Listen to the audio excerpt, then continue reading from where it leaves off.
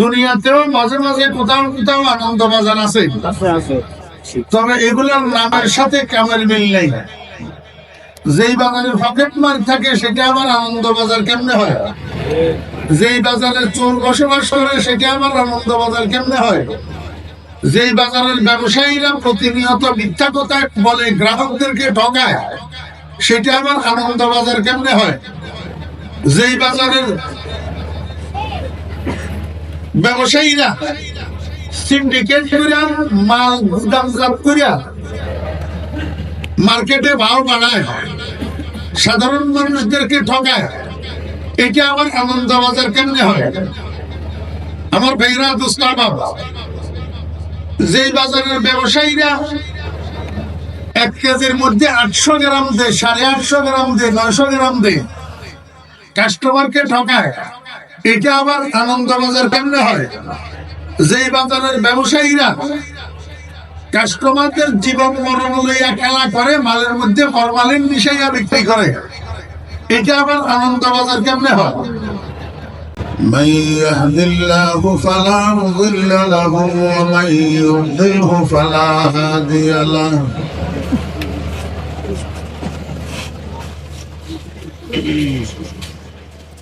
ونشهد أن لا إله إلا الله لا خالق إلا الله ولا مالك إلا الله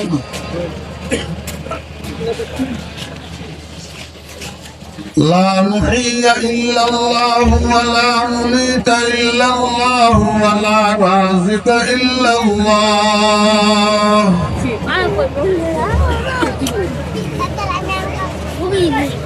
ونشهد أن سيدنا وسندنا وحبيبنا ومولانا محمدا عبده ورسوله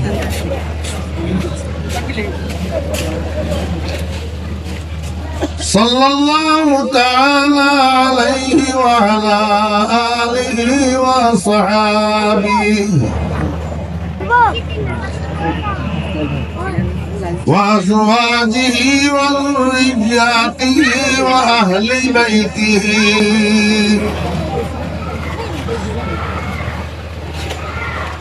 وعلماء أمته وفقهاء ملته ونجباء طريقته أجمعين.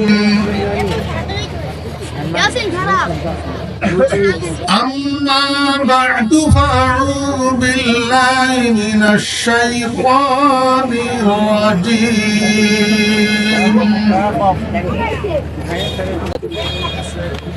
بسم الله الرحمن الرحيم.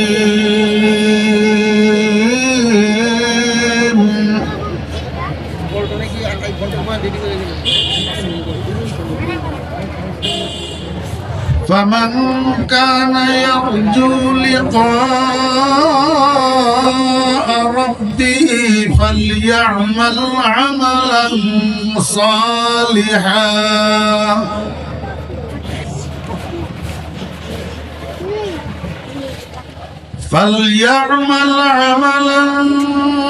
صالحا ولا يشرك بعبادة ربه أحدا.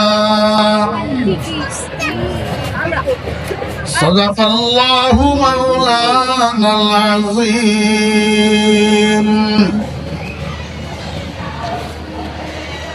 قال رسول الله صلى الله عليه وسلم سترون ربكم كما ترون هذا القمر في ليلة كماله.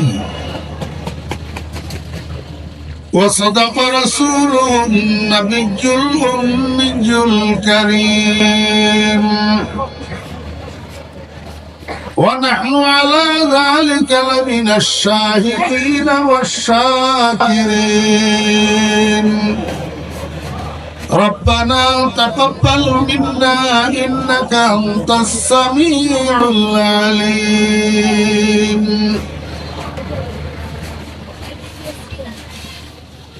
সম্মানিত সভাপতি,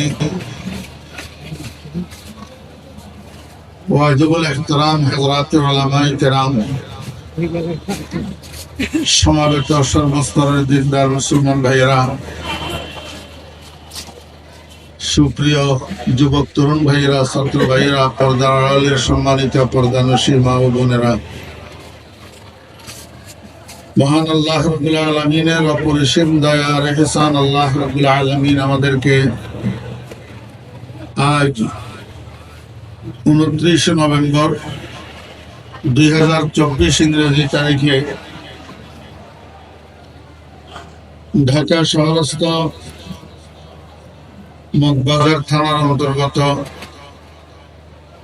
জামিয়া দারুস সুন্নাহ কওমিয়া মাদ্রাসা ও এতিমখানা মিরবাগের উদ্যোগে আয়োজিত বার্ষিক ওয়াজ ও দোয়ার মাহফিলে আমাদেরকে অংশগ্রহণ করার তৌফিক দিয়েছেন।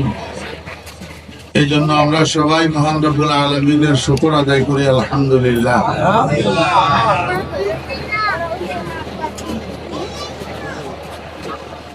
আমি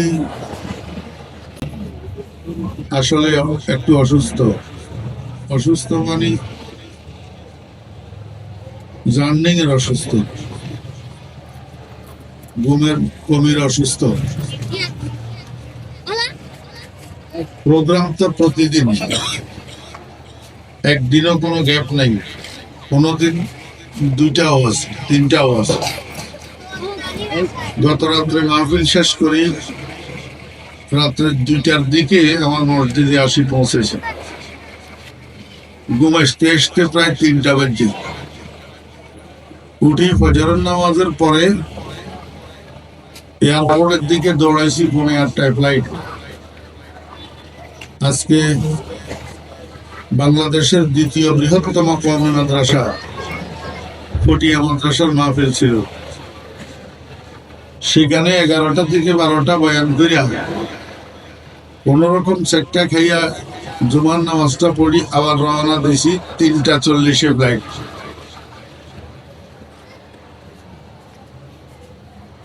এই ফ্লাইট শেষ 5:30, এয়ারপোর্টে আসি নেমছি 6টায়।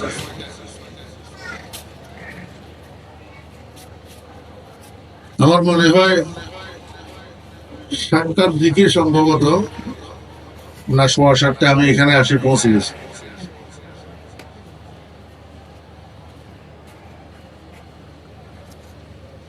শুধু এই আজকে জুমাও পড়াইনি, যেহেতু জুমার সময় আমি ফুটিয়েছিলাম। আপনাদের এই মাহফিলটার জন্য আমি ফ্লাইটের টিকিট করি ঢাকায় আসছি। আগামী দিন আবার প্রোগ্রাম চট্টগ্রাম, আমি সেখানে থাকি গেলেই হইতো। ড্রাইভারকে বলে দিতাম এই গাড়ি নিয়ে চলে দিন, আল্লাহ সাক্ষী আছে। শুধু এই একটা প্রোগ্রামের জন্য আমি ঢাকায় আসছি। এখন হুজুরদেরকে জিজ্ঞেস করছি আমার বয়ান কয়টায়, ওনারা বলছেন 10টায়। এখানে আসি দেখি ওয়াইজিনে কেরামরা একজনও নেই, 2 জনের একজনও নেই। একজন জামে পড়ছে, আরেকজন কি কারণে দেরি করছে এটা অবশ্য জানি নাই। এখন আমার মনের মধ্যে স্যাক্রিফাইস আসছে যে মাদ্রাসার কালেকশন এগুলা কওমি মাদ্রাসায়, আমিও তো কওমি মাদ্রাসার সন্তান, আমারও একটা কওমি মাদ্রাসা আছে, কালেকশনের জরুরত। এই জন্য 11টা পর্যন্ত মানে নিলাম। 11টা 7 না 10 হয়েছে। একজন যাইয়া বলল যে হুজুর স্টেজে যাইতে হয়েছে। বলার কারণে আমি বসার থেকে উঠছি, নাহলে উঠতাম না। এখানে আমি আসলাম, উনি মাইকের মধ্যে বলল যে হুজুর কেন আসি গেল, আমার কালেকশন বাকি রয়ে গেছে, কালেকশন নষ্ট হয়ে গেছে। এখন আপনারা বলেন এই কথাটা একটা মানুষের মান সম্মানে লাগবে কিনা? তা আমি অসুস্থ মানুষ, একদিন না হলে বয়ান না করলাম, চলে গেলাম। আর আপনারা তো মধুবাগ মাঠের কাছের মানুষ, আপনারা তো মধুবাগ মাঠে আমার বয়ান সবসময় শোনেন।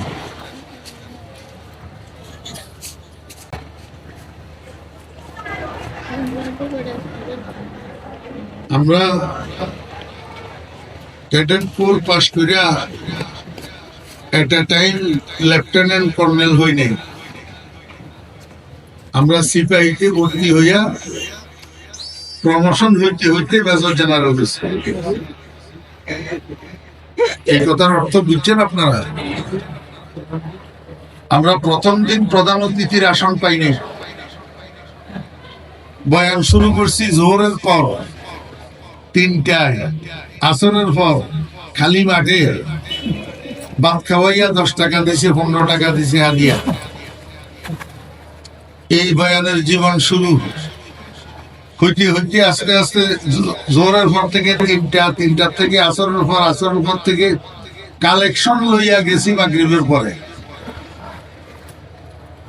এই অনেকদিন আমি কালেকশনের বক্তা ছিলাম। পরে আস্তে আস্তে এই তাফসির মাহফিল গুলাতে দাওয়াত পাওয়া শুরু হইলো হযরত মাওলানা হাবিবুল্লাহ মেজবাহ সাহেব রাহমাতুল্লাহ আলাইহির সাথে। এই আস্তে আস্তে এবার কালেকশন ছুটে গেছে। বড়রা আস্তে আস্তে বিয়োগ হইতে হইতে আল্লাহ পাক আমাদেরকে প্রধান অতিথির আসনে আনে দিয়েছে। আমরা কালেকশন করছি।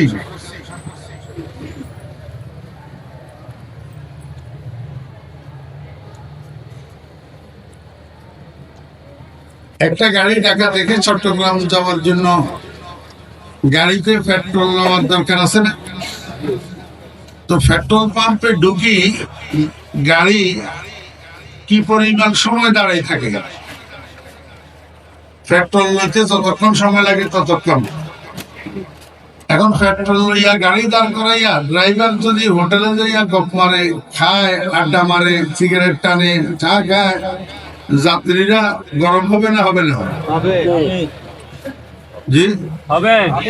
পেট্রোল পাম্পে জরুরতে ঢুকা, পেট্রোল নিতে যতক্ষণ সময় লাগে ততক্ষণ সময় ব্যয় করা, এটা হলো আকলমন্দের কাজ।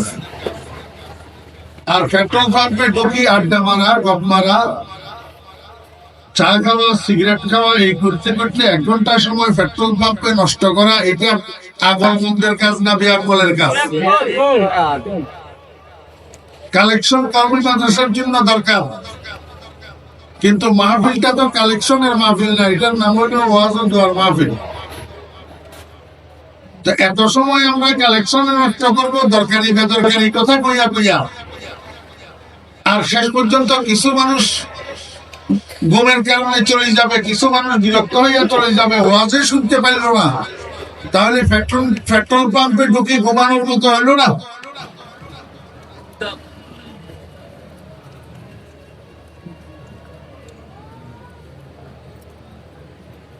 আল্লাহ পাক আমাদেরকে বুঝার তৌফিক দান করেন। আমিন।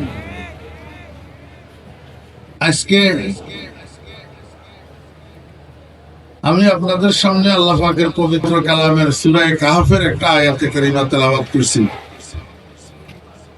এটার মধ্যে আল্লাহ পাক ইরশাদ করতেছেন, ফামান কানা ইয়ারজু লিকা রাব্বিহি, অতঃপর যে ব্যক্তি আশা পোষণ করে তার রবের সাথে সাক্ষাৎ করা।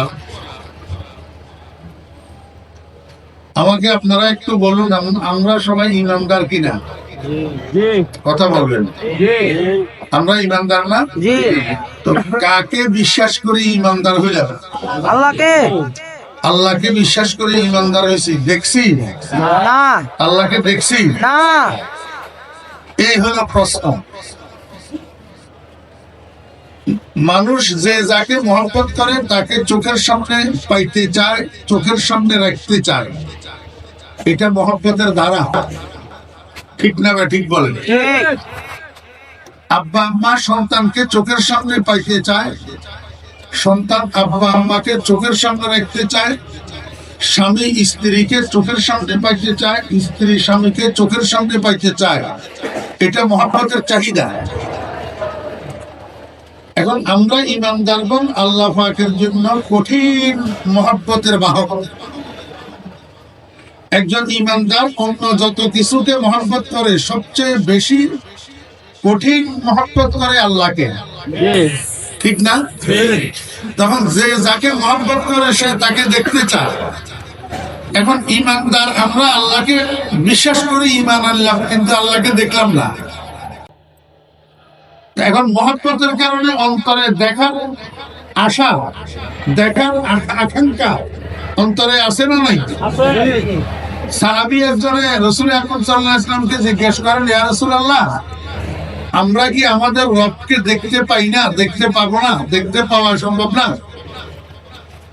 রাসূল আকরাম সাল্লাল্লাহু আলাইহি ওয়াসাল্লাম বলেন, সাতারাউনা রাব্বাকুম, তোমরা অতি সন্নিকটে তোমাদের রবকে দেখতে পাবে।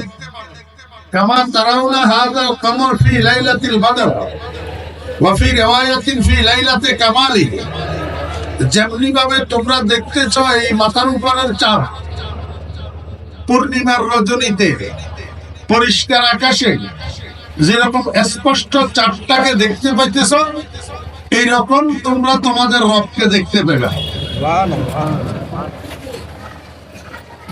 কিন্তু শর্ত আছে। কি শর্ত? দুইটা কাজ তোমাকে করতে হবে। একটা ফালিয়ামাল আমালান সালিহান, আর একটা ওয়ালা ইউশরিক বিইবাদাতি রাব্বিহি আহাদা। কোরআন শরীফ আরবি ভাষার কিতাব। এই দুইটা কাজ আপনারা এখনো যারা মাদ্রাসায় পড়েন নাই, বুঝেন নাই, আমি ইনশাআল্লাহ শেষে বুঝাইয়া দেব।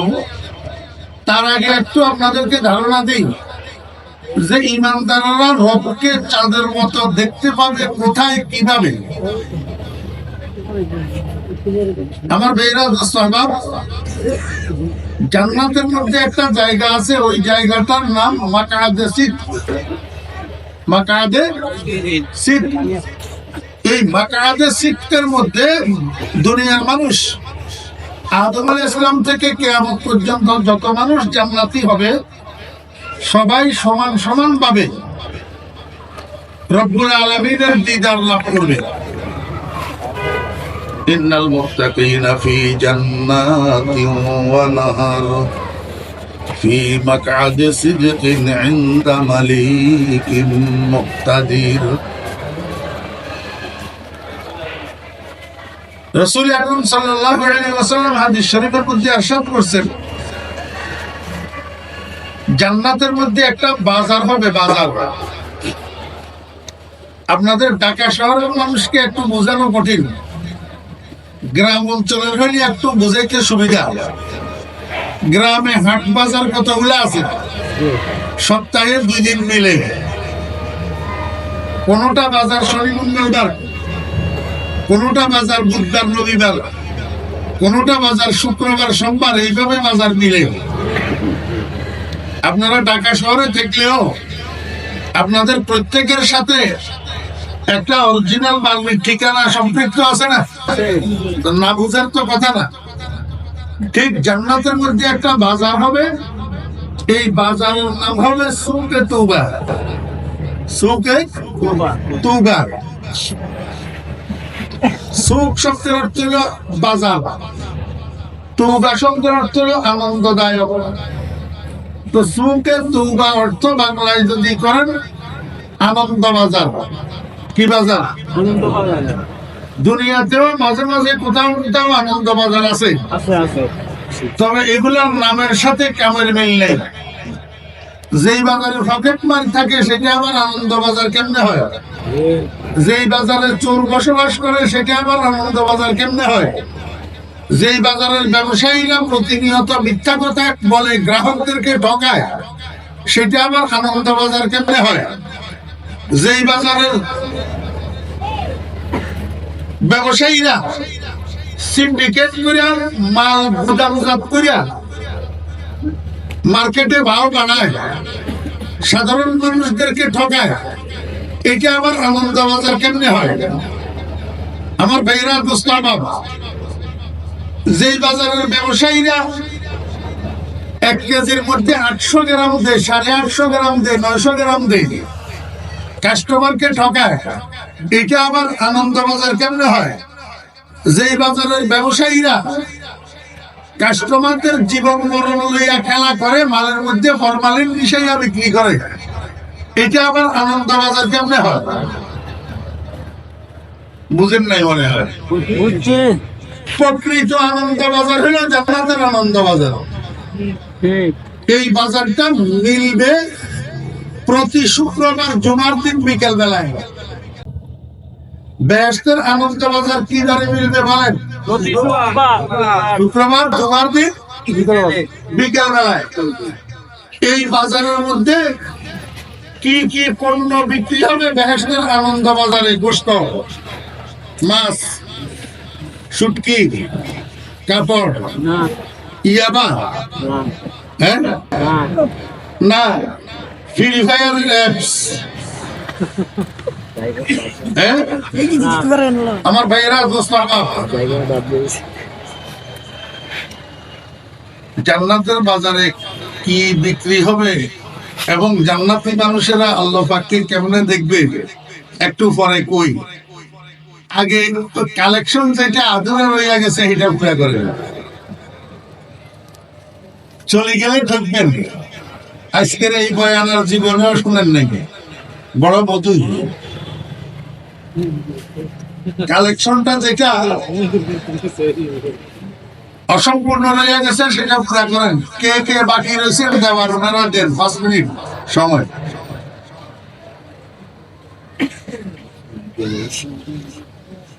500, 1000, 2000, 5000, 10,000 মাদ্রাসার জন্য দেওয়ার বাকি কে কে আছেন? আর যারা আগে দিয়েছেন বা দেন নাই ওনারা সবাইয়ের কাছে আমার একটা আবদার, 100 টাকার একটা নোট না হলে 50 টাকার একটা নোট, অন্তত কমপক্ষে 20 টাকার একটা নোট সবাই আবার দেন। আমি মুসাফির হিসাবে আপনাদের কাছে দাবি, আমি সবার জন্য দোয়া করব। ইউসুফ আলাইহিস ইসলামের যখন বিক্রি করার জন্য মিশর বাজারে উঠানো হয়েছে, মানুষ হীরা জওহর নিয়ে সেখানে দৌড়াদৌড়ি করতেছে খরিদ করার জন্য। বুড়ি একটা সুতার বান্ডিল দুটা লইয়া গেছে। মানুষ জিজ্ঞেস করে, বুড়ি এখানে হীরা জওহরের খেলা চলতেছে, তুমি সুতার বান্ডিল দুটা লইয়া আসলে কেন? বুড়ি কয়, পাগল, আমি খরিদ করার জন্য আসি নাই। আজকে এখানে ইউসুফকে খরিদ করতে যারা যারা আসছে সবের নামের একটা লিস্ট হইতেছে। কিয়ামতের ময়দানে এই লিস্টটা ধরেই আল্লাহ পাক মাফ করে দিবেন। আমি লিস্টের মধ্যে নামটা উঠাইতে আসছি। আমি বসগার চেমন কা আসলে তোমার সঙ্গ কেদার সিলকে খরিদার সেবা সঙ্গ। আমি চাই আজকে এই মাহফিলে যারা উপস্থিত হয়েছে একটা মানুষের নামও বাদ না পড়ে, অন্তত 10টা টাকার বিনিময়ে হলেও আপনার নামটা আজকে মাহফিলের দাতাদের লিস্ট যেটা আরশে আজিমে হতেছে ওই লিস্টের মধ্যে আপনার নামটা যেন উঠে।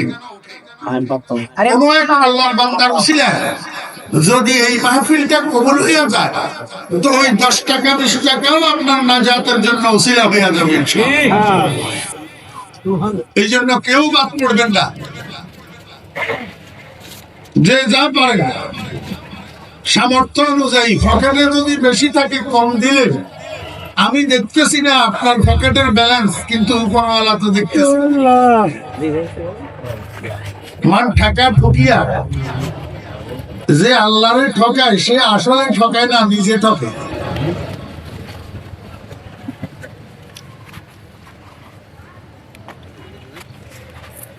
আর মাদ্রাসার জন্য 5,000, 2,000, 3,000, 1,000 লেখাবেন দিবেন, এরকম কেউ আসেননি?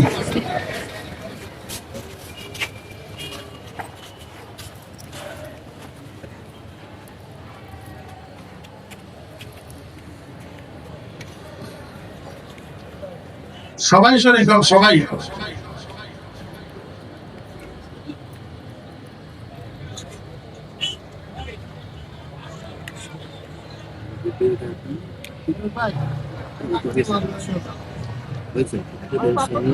এই রুমালওয়ালারা গেল কই? মাশাআল্লাহ, আলহামদুলিল্লাহ। সোসাইটির সেক্রেটারি মহতরম মোশাররফ হোসেন প্রিন্স ভাই 20,000 টাকা দিবেন। সবাই বলেন আলহামদুলিল্লাহ। আল্লাহ পাক কবুল ফরমান। আর কে আছেন? ভাই মোহাম্মদ আলামিন 500 টাকা দিবেন। আলহামদুলিল্লাহ, আল্লাহ পাক কবুল ফরমান। আর কে আছেন এরকম? 500, 1000।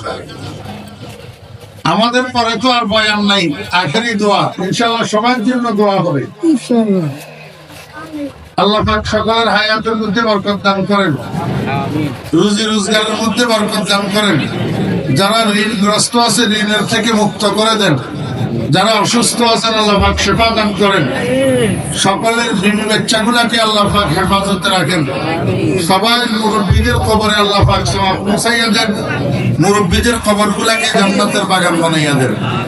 আমিন ইয়া রাব্বাল আলামিন। আর আছেন কেউ?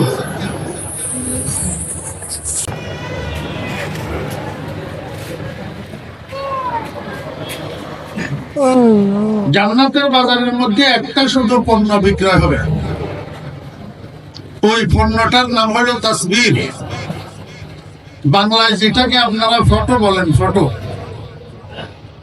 জান্নাতের বাজারের মধ্যে একটা পণ্য ক্রয় বিক্রয় হবে। সেই পণ্যটা হলো কি? ফটো। ফটো। আমাকে একটু বলুন, দুনিয়াতে আপনারা ফটো ভালোবাসেন কি না? যদি ফটো ভালো নাই বাসলেন, তাহলে মোবাইলের মধ্যে এত শত শত হাজার হাজার সেলফি কেন উঠান? প্রতি মাসে প্রতি 15 দিনে একবার ফেসবুকের আইডি ফাল্টান কেন? সেলফি তুলে তুলে ফটো দিয়া। আমার বেড়া দোস্ত এখন এটা মহামারীর মতো হয়ে গেছে। আমখাস নির্বিশেষে সবাই এই কাজটা করতেছে। মনে হয় যেন ছবি উঠানোর গুণাই না। আসলে ছবি উঠানোর গুণা কিনা? ছবি উঠানোর জায়েজ আছে ঠেকায়, প্রয়োজনে, রাষ্ট্রীয় প্রয়োজন অথবা শরঈ প্রয়োজন, শরীয়তের প্রয়োজন অথবা রাষ্ট্রীয় প্রয়োজন। এই দুই প্রয়োজনে ছবি উঠানো জায়েজ আছে, অন্যথায় ছবি উঠানো হারাম। ছবি উঠানো কি হারাম। এখন বলা বাহুল্য, না বলিও পারি না, আমাদের দেশের কিছু কিছু বক্তারা প্লেনে এদিক সেদিক যাওয়া আসা করলে যে এয়ারপোর্ট থেকে উঠতেছে, সেই এয়ারপোর্টে প্লেনের সিট ঘোড়া দাঁড়িয়ে সেলফি উঠায় আর সেটা ফেসবুকে পোস্ট করে। আর যে এয়ারপোর্টে নামতেছে সেই এয়ারপোর্টে সিট ঘোড়া দাঁড়িয়ে আরেকটা সেলফি উঠায়, সেটা আবার ফেসবুকে পোস্ট করে। আমাকে বলেন, এই লোকটা ইসলামী বক্তা না ধোঁকাবাজ? ধোঁকাবাজ। এই কাজটা সে করতেছে ভাইরাল হওয়ার জন্য, দাওয়াত বাড়ার জন্য। লানত তোর দাওয়াতের উপর।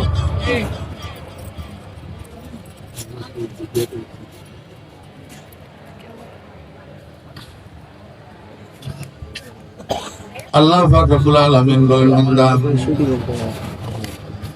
দুনিয়াতে তোমার যত মনের চাহিদা আছে সবগুলা চাহিদা তুমি পূরণ করিও না।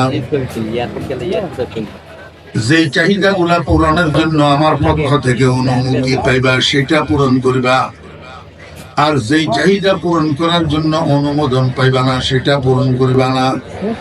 আমি আল্লাহ তোমাকে ওয়াদা করলাম, আমার হুকুম মানিয়া যত চাহিদার থেকে তোমাকে আমি বঞ্চিত করতেছি, এই সমস্ত চাহিদা গুলা আমি তোমাকে জান্নাতের মধ্যে পূরণ করে দেব।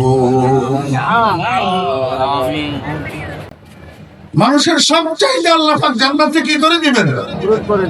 ওয়ালাকুম ফিহা মা তাশতাহি আনফুসুকুম ওয়ালাকুম ফিহা মা তাদউন। আর একটু বিশ্লেষণ করলে আপনারা আর একটু ভালো বুঝতেন, কিন্তু রাত বেশি তো আজকের কথা লম্বা করা যাবে না।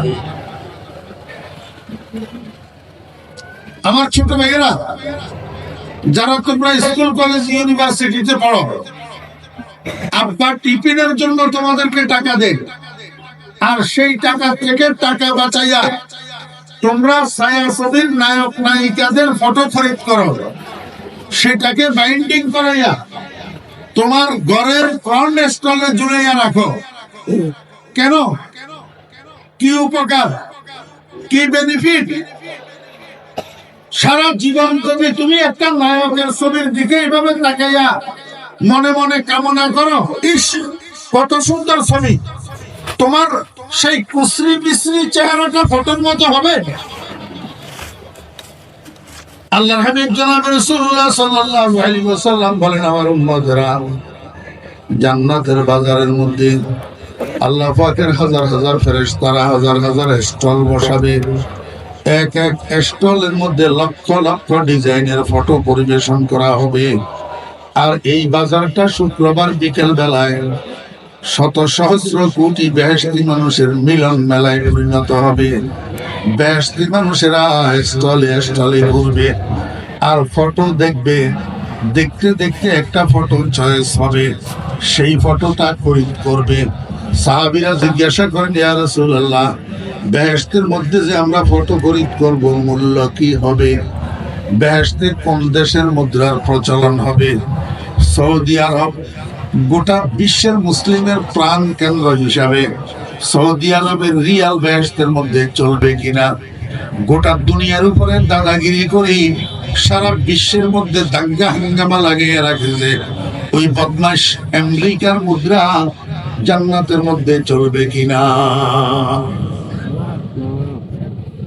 হাবিবে খুদা জনাব মুহাম্মদ রাসূলুল্লাহ সাল্লাল্লাহু আলাইহি ওয়াসাল্লাম ইরশাদ করেন, উম্মত আমার সাহাবীগণ, বেহেশতের মধ্যে দৃশ্য জগতের কোন মুদ্রা চলবে না। সৌদি আরবের রিয়ালও চলবে না, আমেরিকার ডলারও চলবে না। বরং জান্নাতের বাজারে তোমরা যে মুদ্রা দিয়া ফটো খরিদ করবা, এই মুদ্রা হবে তোমাদের শুক্রবার জুমার দিন দুনিয়াতে যে নফল ইবাদত গুলা করছ, সেই নফল ইবাদতের সওয়াব গুলাকে আল্লাহ পাক জান্নাতের মধ্যে নোট বানাইয়া দিবে, মুদ্রা বানাইয়া দিবে। সেই মুদ্রা দিয়া তুমি তোমার পছন্দের ফটোটা খরিদ করবা। ও আমার ছোট ভাইরা, শুক্রবার সপ্তাহে 7 দিনের সর্দার, সপ্তাহে 7 দিনের সর্দার। এই জুমার দিন আল্লাহ পাক আদম আলাইহিস সালামকে বানাইছেন। এই জুমার দিন আল্লাহ পাক আদম আলাইহিস সালামকে জান্নাতে প্রবেশ করাইছেন। এই জুমার দিন আদম আলাইহিস সালামকে জান্নাত থেকে বাইর করে দুনিয়াতে পাঠাইছেন। কিয়ামত কায়েম হবে এই জুমার দিন, শুক্রবার। গরিবের জন্য হজের দিন, মুসলমানদের সপ্তাহে একবার সার্বজনীন মিলিত হওয়ার দিন, মিলনের দিন। এমন একটা দিন ফরসুন পাইয়া, অবসর পাইয়া মুসলমানের সন্তানেরা নানাহাত গুনার কাজের মধ্যে লিপ্ত থাকো কিভাবে? এটা তো হরেশচন্দ্রের পোলায় করতে পারে, আব্দুর রহমান আব্দুল করিমের পোলায় পারে না। আল্লাহু আকবার। শুক্রবার জুমার দিন ফজরের নামাজের পরে সূরা ইয়াসিনটা তেলাওয়াত করবেন, নফল ইবাদত। সূর্য ওঠার পরে 4 রাকাত ইশরাকের নামাজ পড়বেন, নফল ইবাদত। বেলা 10টার সময় 4 রাকাত নফল নামাজ পড়বেন, চাশতের নামাজ, সালাতুল দুহা, নফল ইবাদত। যারা কোরআন শরীফ তেলাওয়াত করতে জানেন, জুমার দিন সূরা কাহফটা তেলাওয়াত করবেন, নফল ইবাদত। আমার ভাইয়েরা, শুক্রবার জুমার দিন আব্বা আম্মার কবর জিয়ারত করবেন, এটা নবীজির সুন্নাত, নফল ইবাদত। আসরের পর থেকে মাগরিব পর্যন্ত কমপক্ষে 500 বার নবীজির উপরে দরুদ শরীফ পড়বেন, নফল ইবাদত। যদি পারেন আসর থেকে মাগরিব পর্যন্ত অবসর থাকলে মসজিদের কোণায় মুনাজাত দড়ি বসে থাকবেন, আল্লাহর কাছে দুনিয়া আখিরাতের চাওয়াগুলা চাইবেন। আসর থেকে মাগরিব পর্যন্ত শুক্রবার জুমার দিন এমন একটা মুহূর্ত থাকে, যেই মুহূর্তের মধ্যে দুনিয়ার যে কোনো মানুষ আল্লাহর কাছে যা চায় আল্লাহ পাক তা দিয়া দেয়। আল্লাহর হাবিব জনাব রাসূলুল্লাহ সাল্লাল্লাহু আলাইহি ওয়াসাল্লাম বলেন, উম্মত, এই যে শুক্রবার জুমার দিন নফল ইবাদত করলাম, আমার ছোট ভাইরা, এক জায়গা থেকে আরেক জায়গায় যাইতেছ, সিএনজিতে উঠছ, অটোতে উঠছ, মোটরসাইকেলে উঠছ, বাসে উঠছ, ট্রেনে উঠছ, অবসর সময় কাটতেছে। সময়টাকে অবসর নষ্ট না করি লা ইলাহা ইল্লাল্লাহ, লা ইলাহা ইল্লাল্লাহ। বেশি জোরে আওয়াজের দরকার নাই, দুনিয়ার কোনো মানুষকে শোনানোর দরকার নাই, নিজের আওয়াজ নিজে শোনো যে এমন ভাবে আস্তে আস্তে লা ইলাহা ইল্লাল্লাহু মুহাম্মাদুর রাসূলুল্লাহ। খোদার কসম করি বললাম, আল্লাহর হাবিব জনাব রাসূলুল্লাহ সাল্লাল্লাহু আলাইহি ওয়াসাল্লাম বলেছেন, দুনিয়ার রাইফেলের গুলি মিস হইতে পারে, আমার নবীজির জবান মিস হইতে পারে না। এই কালিমা লা ইলাহা ইল্লাল্লাহ একবার পড়লে আমল নামা থেকে 4000 গুনাহ মাফ হইয়া যায়। গুনাহ আমাদের কাছে আছে না নাই? আল্লাহু আকবার। শুক্রবারের নফল ইবাদত আল্লাহর হাবিব জনাব রাসূলুল্লাহ সাল্লাল্লাহু আলাইহি ওয়াসাল্লাম বলেন, এই ইবাদতের সওয়াবগুলোকে জান্নাতের মধ্যে আল্লাহ পাক কারেন্সি বানাইয়া দিবে, মুদ্রা বানাইয়া দিবে, নোট বানাইয়া দিবে। আমার ভাইয়েরা, দোস্ত আহবাব, এই মুদ্রা দিয়া জান্নাতবাসী মানুষেরা পছন্দের ফটোটা খরিদ করবে, পছন্দের ফটোটা খরিদ করি ছবিটারে এইরকম ভাবে হাতের উপরে ধরবে, মনে মনে কামনা করবে, হায় রে হায় কত সুন্দর ছবি, আমার ছবিটা যদি এই ফটোর মতো হইতো, এই ছবির মতো হইতো, কত ভালো হইতো। একটা সেকেন্ড লাগবে না, ওয়ালাকুম ফিহা মা তাশতাহি আনফুসুকুম, একটা সেকেন্ড লাগবে না, আপনার অন্তরের মধ্যে কামনা আসবে, আর সঙ্গে সঙ্গে আপনার নাক চ্যাপটা, ঠোঁট মোটা, দাঁত উঁচা, মুখের মধ্যে বসন্তের দাগ, ও বেরা ছাগলের চামড়ার মতো কালো চেহারা মুহূর্তের মধ্যে পরিবর্তন হইয়া ফটোর মতো হইয়া যাবে। আল্লাহর হাবিব বলেন, ফটোর মতো হওয়ার পরে তোমার চেহারাটা কিরকম ঝলমল করবে।